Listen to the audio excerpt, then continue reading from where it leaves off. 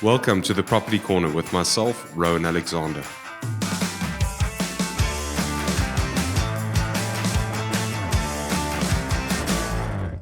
In this episode, we're going to be chatting about the process of registering that property into your name and also what it means to become a homeowner. So this registration of the property into your name is this complex process whereby a whole group of people need to work together and coordinate their workings to actually ensure that a property is transferred.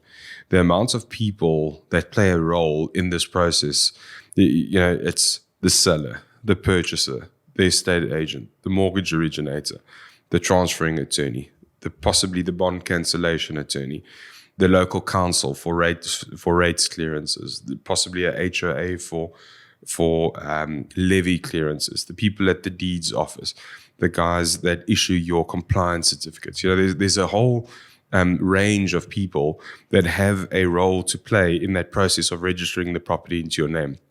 You are one of them. So ensure that when an attorney requests that you come and sign documentation, when you are required to make payments, do them timeously, because there's a whole orchestrated process that's happening behind the scenes to ensure that the commitment is met on the day that you have agreed to contractually. I've seen it so many times where a date is set for transfer, and because one of the parties in the process has not fulfilled the obligation, those target dates are met.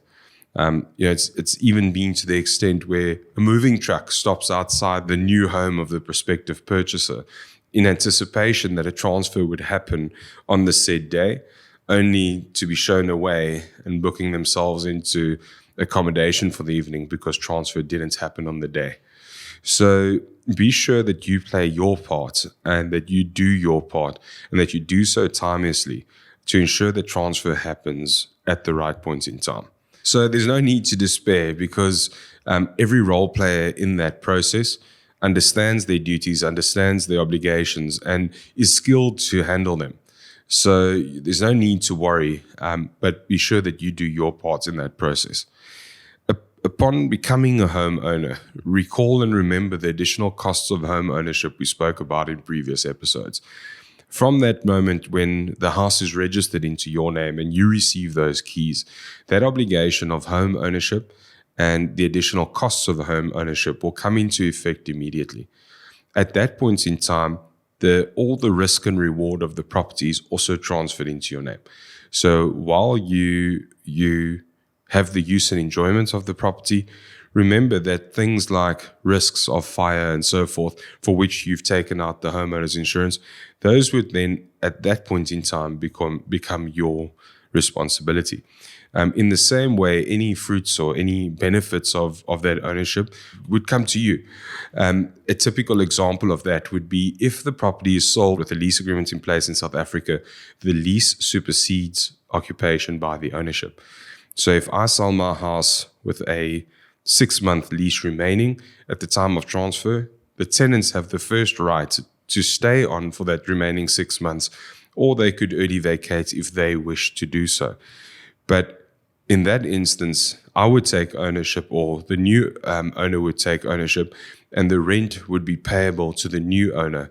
But in the same way, the new owner would be responsible for the mortgage bond, the rates and taxes, the levies, any costs of home ownership in that space. It's important that you understand the obligations of being a homeowner and those commitments that you have to paying your rates and taxes, paying your mortgage bond, paying your insurances, because defaulting on those could have pretty serious effect. If you stop paying a insurance policy and something happens to the property and you in default for not having had insurance, you're going to be personally liable for that. If you stop paying your rates accounts at some point in time, council may actually turn off your services, or they could attach your property for repayments of their debts. In the same way, if you stop paying your mortgage bond, the bank would be in a position to attach your property and sell it to cover your outstanding debt as well as any costs that they incurred. So don't take those repayments lightly, and be sure that if you do fall into trouble with not being able to pay them, make sure that you make arrangements early on. Don't wait until you can't pay them or it's taken you 6 months or you've had 6 months of non-payment before trying to make a plan. Consult with those parties when you see trouble coming.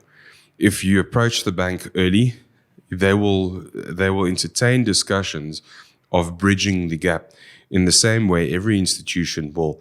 We saw during COVID where the banks allowed for payment holidays, and a lot of creative things were put in place to ensure that people didn't default. Those discussions can be had one-on-one too. So don't wait until it's too late and everything is at risk and your house is going to go on an auction before you try making plans. If you can't afford and you can't keep up with those payments, make a plan early on to take immediate action. Don't leave it until it's too late. Then the last bit of advice that I'd like to give you as the homeowner is make an attempt to pay off your bond quicker than the initial term that you agreed to. There's a number of benefits in doing that. Not only will you save upon interest that would have been unnecessarily, sort of paid. If you are able to pay off more than what you are contractually obliged to, you can very often withdraw that money again. That's what's referred to as an access bond. If you want me to unpack the benefits of an access bond further, leave a comment below and we can have an episode purely on the uses of an access bond and how they work. But the point that I'd like to make is that if you repay your mortgage bond quicker than what you have to, you'll be saving interest, but you'll also have access to that money again.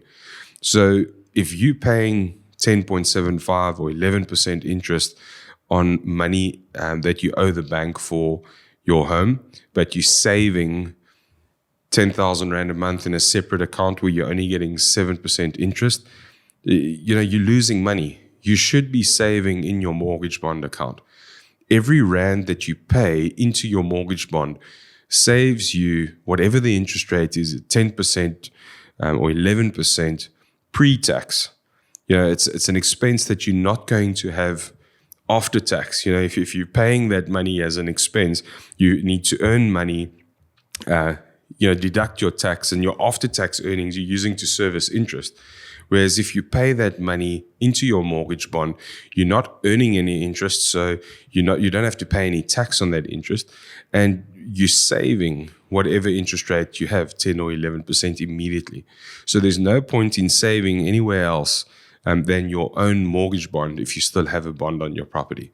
So be sure to pay off whatever you can into your mortgage bond. It's the best way that you could save. But in addition to that, having access to that available funds that you've paid off over and above your obligation gives you reserve funds, which I refer to as the sleeping pill, for when unexpected expenses arise. If something happens in your health or there's some disaster in your life for which you need money, and you've made commitments to repaying your bond earlier, there's money that you will have access to and you can use, to sort of bridge that financial difficulty period. So it's a good target to set for yourself to try and repay your mortgage bond earlier. If you need that money, you can withdraw it. If you don't, you've saved yourself a lot of interest and repaid your bond early.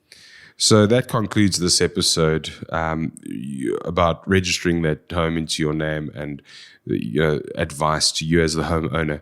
And in our next episode, I'm going to be giving you the final bit of advice as to maintaining that property and the importance thereof.